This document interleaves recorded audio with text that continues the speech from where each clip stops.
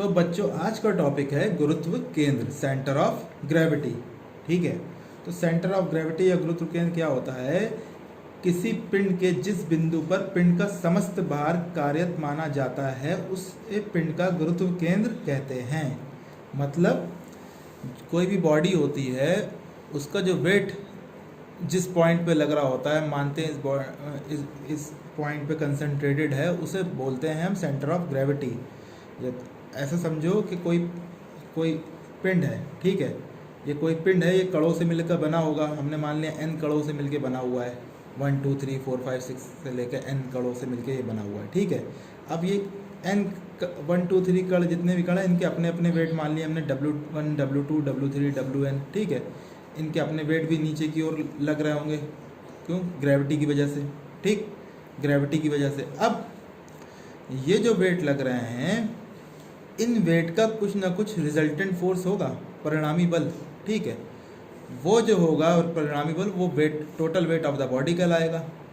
समस्त भार, पूरी बॉडी का समस्त भार, टोटल वेट। ठीक है, तो वो रिजल्टेंट फोर्स या वो वेट जिस बिंदु पे लग रहा होगा, अब जो रिजल्टेंट फोर्स है हम मानते हैं, जो परिणामी बल है वो किसी एक बिंदु पे लग रहा है, वो जिस बिंदु पे लगता है उसे हम बोलते हैं गुरुत्व केंद्र।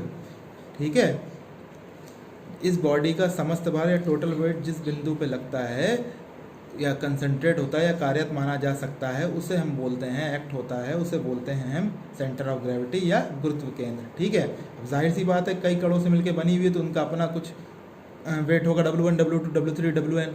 ठीक है, हमने मान लिया। ठीक, वो उनका कोई ना कोई परिणामी बल होगा। ठीक है, वो परिणामी बल जिस बिंदु पे लग रहा होगा उसे बोलते हैं सेंटर ऑफ ग्रेविटी। ठीक है, अब हमने इसका एक मोमेंट मेथड से सेंटर ऑफ ग्रेविटी निकाली। हमने कोई भी एक बॉडी मान ली, एक पिंड मान लिया जिसमें 1 2 3 1 से लेकर n तक हमने मान लिए पार्टिकल्स हैं, कण हैं, उनके मिलके बनी हुई है। ठीक है, ठीक, और वो उनकी पोजीशन हमने मान ली कि y एक्सिस से x1 x2 x3 xn दूरी पर हैं। ठीक है, x एक्सिस पे भी मान सकते हो, मैंने सिर्फ y एक्सिस से मानी है, आप x एक्सिस भी मान के दिखा सकते हो। ठीक है, ठीक, तो अगर आपको याद हो, मोमेंट में आपने एक नियम पढ़ा था बेर्गनॉन का प्रमेय, बेर्गनॉन्स थ्योरम। वो क्या कहती है बेर्गनॉन्स थ्योरम कि जब नंबर ऑफ फोर्सेस, ढेर सारे फोर्सेस किसी बॉडी पे लग रहे होते हैं तो उन फोर्सेस का किसी बिंदु के अबाउट मोमेंट जो होता है, किसी बिंदु के अबाउट जो मोमेंट होता है उसका जब आप बीजगणितीय योग करोगे उन सारे मोमेंट्स का, हर फोर्स के मोमेंट का बीजगणितीय और अलजेब्रिक सम करोगे, वो बराबर होता है जो वो जितने भी बल लग रहे थे उनका जो परिणामी बल होगा उसका जो मोमेंट होगा सेम पॉइंट के अबाउट, सेम बिंदु के अबाउट। उस नियम को या उस प्रमेय को हम बोलते हैं, उस थ्योरम को बोलते हैं बेर्गनॉन्स थ्योरम या बेर्गनॉन का प्रमेय। ठीक है, तो अगर उस हिसाब से आप देखो तो अगर y के सापेक्ष देखो, y के अबाउट मोमेंट निकालो W1 की वजह से तो कितना हो जाएगा, W1 x1। ठीक है, W2 की वजह से कितना होगा, W2 x2। W3 की वजह से कितना हो जाएगा, W3 x3। ठीक है, Wn की वजह से कितना हो जाएगा, Wn xn। ठीक है, और आपने क्या माना है, जो W जो टोटल वेट है वो किसी एक बिंदु पे लग रहा है, G पॉइंट गुरुत्व केंद्र। ठीक है, उसकी दूरी आपने मान ली है x इससे y एक्सिस से x बार। ठीक है, तो W की वजह से कितना मोमेंट आएगा y के अबाउट, W इंटू एक्स बार। ठीक है, यही हो गया ना बेर्गनॉन की, तो अलग अलग फोर्सेस का मोमेंट एक बिंदु का अबाउट या, ठीक है, ठीक, बराबर उसका परिणामी बल का मोमेंट। ठीक है, तो इस नियम से, बेर्गनॉन के नियम से आगे W1 x1 W2 x2 W3 x3 plus Wn xn बराबर W इंटू एक्स बार। अगर आप x बार निकालोगे तो ये हो जाएगा W1 x1 plus W2 x2 and so on upon W। ठीक, अब इसे मैथमेटिकली अगर आप कन्वर्ट करो तो ये इसे आप लिख सकते हो WI XI अपॉन W, और I से लेके 1 से लेके n तक, मतलब 1 से लेके जितनी बॉडी हैं n नंबर ऑफ बॉडीज़ तक। ठीक है, इसे ऐसे लिख सकते हो, और W का आप WI का समेशन लिख सकते हो। ठीक है, मतलब सारे 1 से लेके जितनी बॉडीज़ हैं उन सबके वेट का जोड़ दो। ठीक है, उसके बाद आप इसी चीज़ को अगर लिखना चाहो मैथमेटिकली तो ऐसे लिख सकते हो, integration of XW upon integration of DW। ठीक है, सारे छोटे वेट्स का छोटे समस्त सारे छोटे छोटे भारों का जब आप जोड़ोगे तो वो टोटल वेट बन जाएगा, ठीक है। इसे एक्स डब्ल्यू अपन मैथमेटिकली आप लिख सकते हो, ठीक है। तो एक्स बार की पोजीशन, एक्स बार का फॉर्मूला क्या आ गया, x D W upon W. अगर इसमें से आप जी कॉमन ले लो, जी कॉमन ले लो तो अंदर मास बचेगा दोनों जगह, दोनों ऊपर और नीचे जी कॉमन ले लो, तो इसे आप लिख सकते हो एक्स बार बराबर x d m upon m, ठीक है। इसी तरीके से अगर आप वाई बार निकालोगे तो ये इक्वेशन बन जाएगी integration of Y W upon integration of D W, ठीक है। इसे भी वैसे ही लिख सकते हो, ठीक। तो किसी पिंड का गुरुत्व केंद्र एक स्थिर बिंदु होता है, चाहे पिंड को किसी भी तरीके से रखा जाए। ये कहना चाहता है, मान लो ये एक पिंड है, ये एक बॉडी है, ठीक। इसका अगर गुरुत्व केंद्र यहाँ पर है, इसका गुरुत्व केंद्र अगर यहाँ पर मान लो, ठीक है, तो अगर इस बॉडी को तुम ऐसे रखो, ऐसे रखो, ऐसे रखो, किसी भी ओरिएंटेशन से रखो, किसी भी तरीके से, इसका गुरुत्व केंद्र चेंज नहीं होगा, उसका गुरुत्व केंद्र वहीं पर रहेगा। गुरुत्व केंद्र जो डिपेंड करता है, गुरुत्व केंद्र किस पर निर्भर करता है, गुरुत्व केंद्र निर्भर करता है उसके आकार पे। बॉडी का शेप कैसा है, आयताकार है, ट्रायंगुलर है, ठीक है, रेक्टेंगुलर है, ट्रायंगुलर है, सर्कुलर है, ठीक है, किस शेप की बॉडी है उस पे उसका गुरुत्व केंद्र डिपेंड करता है, ठीक है, निर्भर करता है। उसके बाद जो अगला टॉपिक है वो है सेंट्रॉइड, वो है सेंट्रॉइड। सेंट्रॉइड जो सेंटर ऑफ ग्रेविटी वर्ड है वो आप इस्तेमाल करते हो 3D बॉडी के लिए, 3D बॉडी के लिए, लेकिन सेंट्रॉइड जो वर्ड है वो आप इस्तेमाल करते हो, जो ये टर्म है इंजीनियरिंग का, इसको आप इस्तेमाल करते हो 2D बॉडी के लिए, 2 डायमेंशनल बॉडी के लिए, ठीक है, 2 डायमेंशनल बॉडी के लिए, ठीक। अब मान लो कोई ऐसा, जैसे कि ये पेपर है, ठीक, अगर इसे आप देखो तो इसकी थिकनेस आप नगण्य मान सकते हो, निग्लेजिबल, नगण्य, तो इसे आप एक लेमिना कह सकते हो, लेमिना, समतल, ठीक है, इसे कह सकते हो, ठीक।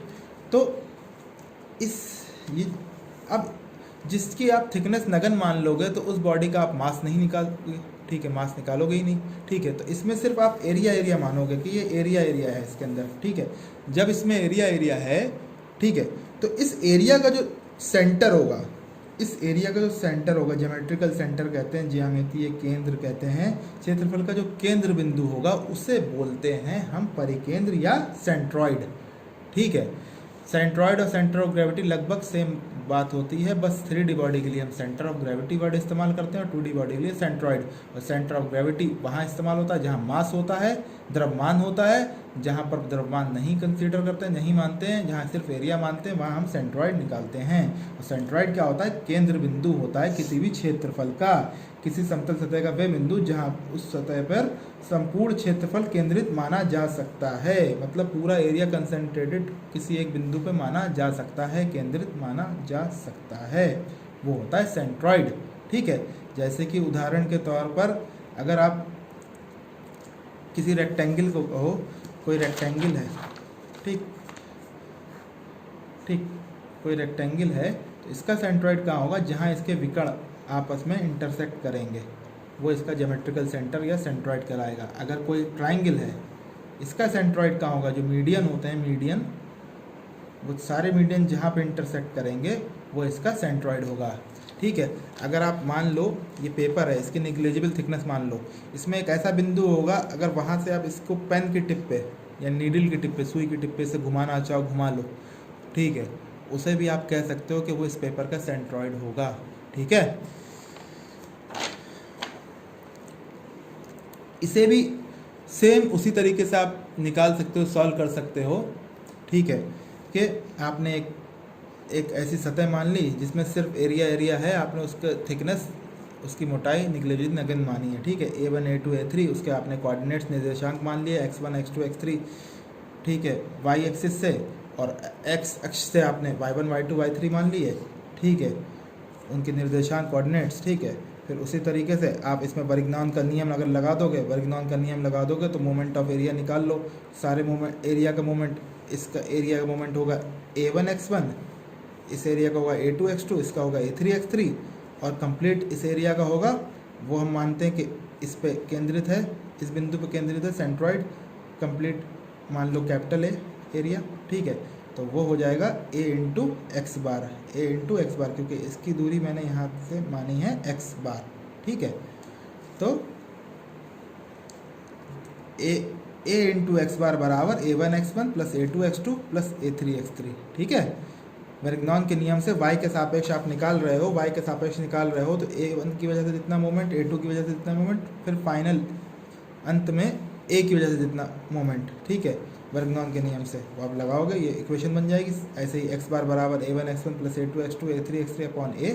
ठीक है, x बार बराबर ये इक्वेशन बन गई। आप a को a1 plus a2 plus a3 करके लिख सकते हो, इसे summation of ai xi upon a लिख सकते हो।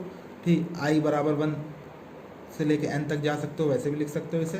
ठीक है, जैसे आपने अभी सेंटर ऑफ ग्रेविटी में देखा था। ठीक है, और इसे आप लिख सकते हो integration of x D A upon D A, first moment of area कह सकते हैं इसे। ठीक है, उसके बाद इसी तरीके से आप अगर y बार निकालोगे तो वो हो जाएगा sigma y D A upon A. ठीक है, ऐसे ही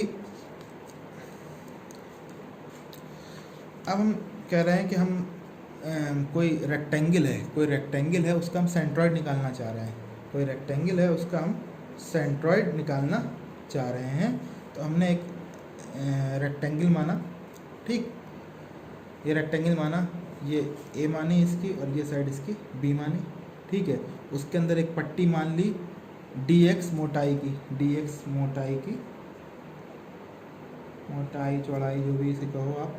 ठीक, वो पट्टी मान ली। ठीक है, और y अक्ष से x दूरी पे मानी, मान ली।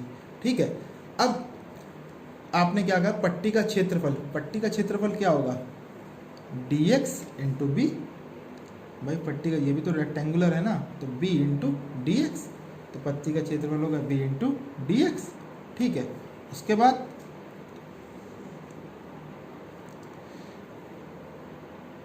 इसका क्षेत्रफल कितना हो जाएगा रेक्टेंगल का, आयत का, a इंटू बी। ठीक, अब हमें पता है ये फॉर्मूला क्या होता है एक्स बार का, एक्स बार बराबर होता है X D A upon A. ठीक है, integration of X D A upon A, फिर आपने integration of X D A की वैल्यू आपने रख दी बी डी एक्स यहाँ से। ठीक है, अब एक्स डी एक्स, अब इसमें आप लिमिट लगा दोगे, इंटीग्रेशन लिमिट क्या लगाओगे भाई, इस पट्टी को अगर आप 0 से लेके ए तक इंटीग्रेट कर दोगे, 0 से लेके ए तक इंटीग्रेट। भाई हमने लिमिट 0 टू ए इसलिए रखी है एक्स डी एक्स में क्योंकि एक्स वेरिएबल है और कहाँ से कहाँ तक वेरी कर सकता है, 0 से लेके ए तक, ठीक है, वैसे ही तो 0 से लेकर ए तक x d x upon a करा, इंटीग्रेट करा, एक्स का इंटीग्रेशन होगा x square point 2 0 to a तक इंटीग्रेट हो, फाइनल वैल्यू आई आपकी b a square point 2 a b, तो एक्स बराबर ए बाई 2। तो इससे क्या सिद्ध हुआ कि एक्स बार जिसका सेंट्रॉइड होगा ऐसे में, वो होगा इसके a बाई 2, मतलब मध्य में y अक्ष से मध्य में होगा, मध्य दूरी पर होगा। ठीक है, अब अगर हमें निकालना है कि ऐसे में कितना होगा सेंट्रॉइड, क्या लोकेशन होगी, x अक्ष से कितनी दूरी पर होगा। ठीक है, तो उसके लिए आप क्या करो, यही पट्टी आप ऐसे मान लो। ठीक है, ये पट्टी आपने मान ली, कितनी y दूरी पे मान ली x अक्ष से। ठीक है, अब पट्टी की मोटाई मान ली dy। ठीक है, फिर उसी तरीके से करोगे आप इंटीग्रेट, y बार बराबर y D A upon A. ठीक, अब पट्टी का एरिया क्या हो जाएगा, ये आपने dy मानी थी। ठीक, dy ये हो गई और ये पूरी a है, तो पट्टी का एरिया होगा a इंटू डी वाई, तो पट्टी का एरिया हो गया a into D Y upon A. ठीक, ऐसे इसमें y वेरिएबल है, y की वैल्यू यहाँ पे 0 है और यहाँ पे y की वैल्यू b होगी, तो y कहाँ से कहाँ तक वेरी करेगा, 0 से लेके b तक। ठीक, अब इसे इंटीग्रेट करोगे तो ये आएगा a y square point 2 0 to b limit, इसे सॉल्व करोगे तो ये आएगा y बार बराबर b बाई 2। तो x बार y बार इसके सेंट्रॉइड कहाँ आ गए, a बाई 2 पर और b बाई 2 पर, मतलब किसी भी रेक्टेंगल का सेंट्रॉइड कहाँ होगा, उसके मध्य में होगा। किसी भी रेक्टेंगल का सेंट्रॉइड कहाँ होगा, अगर हम डायरेक्ट बोलें कि ये रेक्टेंगल था। ठीक है, ये a दूरी थी और ये b दूरी थी, तो इसका सेंट्रॉइड जो होगा ये जो g आप मानोगे वो कहाँ होगा, यहाँ से a बाई 2 पे और यहाँ से b बाई 2 पे। ठीक है, उसके बाद अगर हम एक त्रिभुज का देखें, ट्राइंगल का देखें, या ट्रायंगुलर लेमिना भी कुछ लोग कहेंगे इसे, त्रिभुजाकार समतल, ठीक है।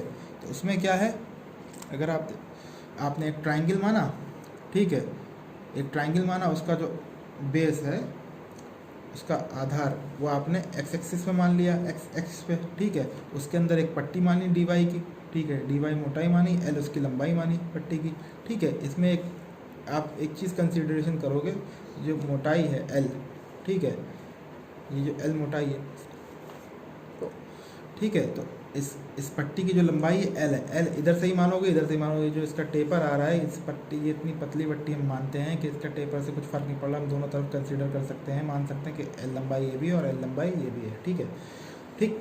तो इसका एरिया क्या हो जाएगा पट्टी का, एल इंटू डी वाई, पट्टी का एरिया हो गया एल इंटू डी वाई।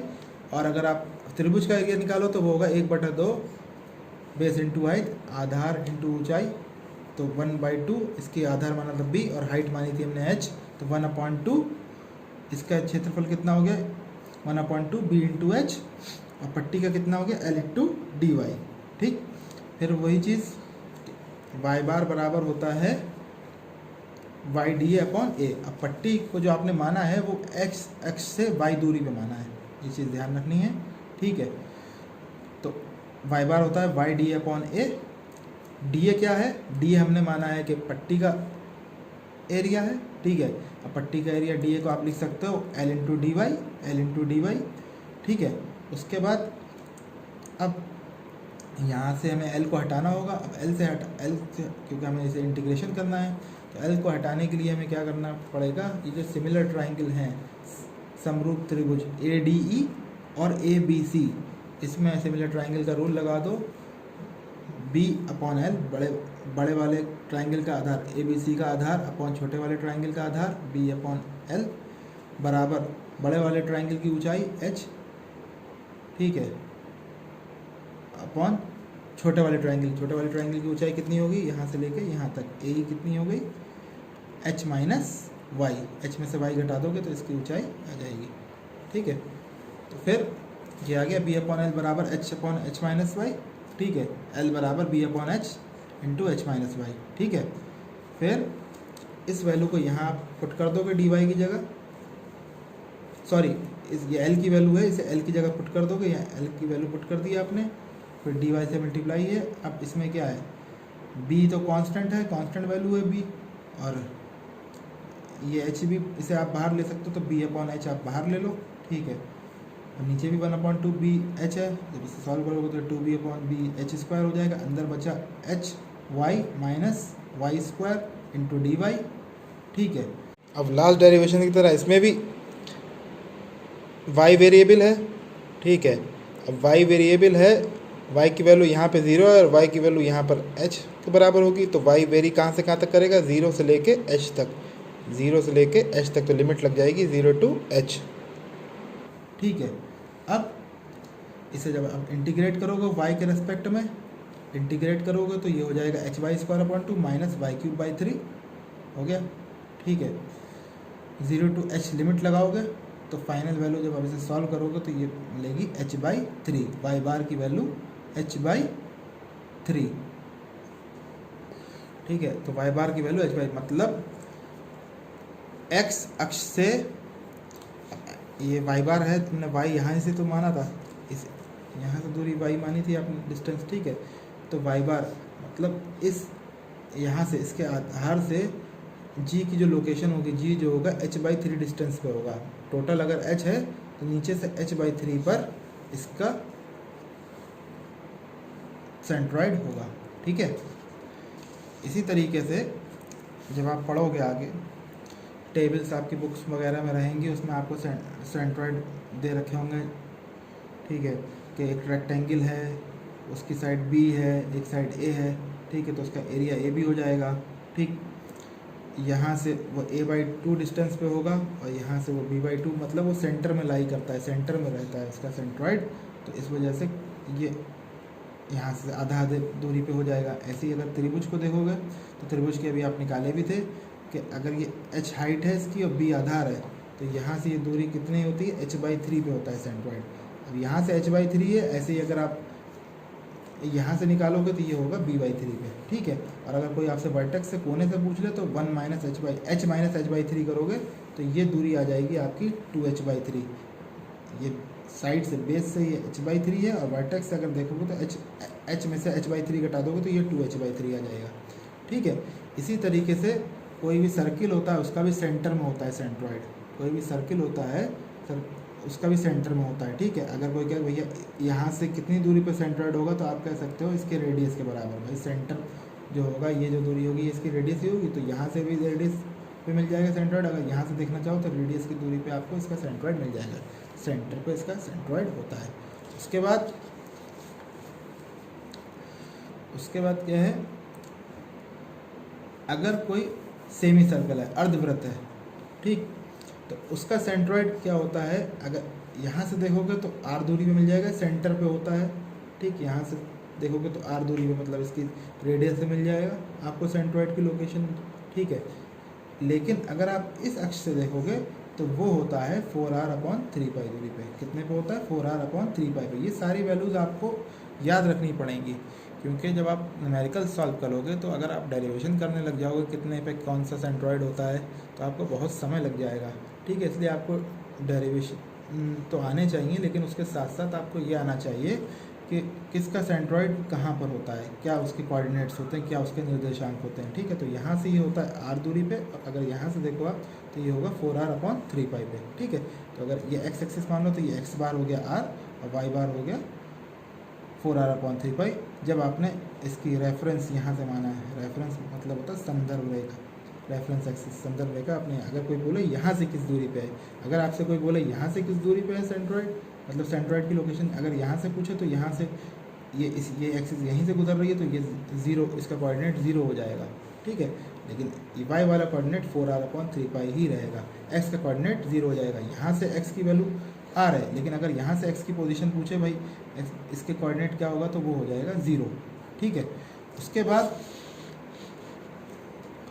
अगर कोई क्वाड्रेंट है या क्वार्टर ऑफ सर्किल है, मतलब 1/4 वृत्त, उसका कितने पे होता है?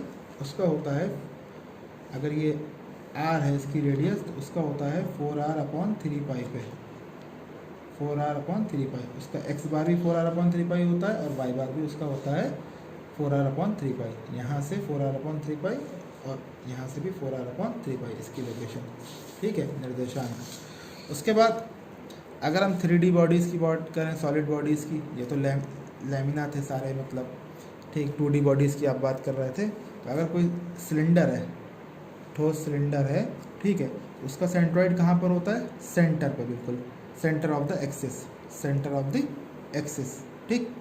ऐसे ही कोई गोला है, स्फीयर है, उसका कहाँ पर होता है सेंट्रॉइड? उसका भी सेंटर पे होता है सेंट्रॉइड, उसका भी सेंटर पे सेंट्रॉइड होता है, ठीक।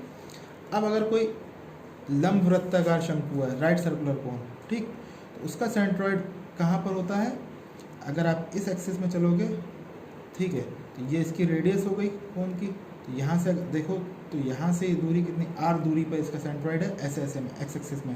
लेकिन अगर आप y एक्सिस में देखोगे इसे, तो ये यहाँ से h/4 दूरी पे होता है। कितने पे होता है? h/4। h क्या है? अगर इसकी हाइट h आपने मानी है, कुछ और माना है तो 1/4 वो हाइट, 1/4 हाइट पर होता है, 1/4 इंटू ऊँचाई, ठीक है। तो जितनी भी ऊँचाई है यहाँ से, कहाँ से?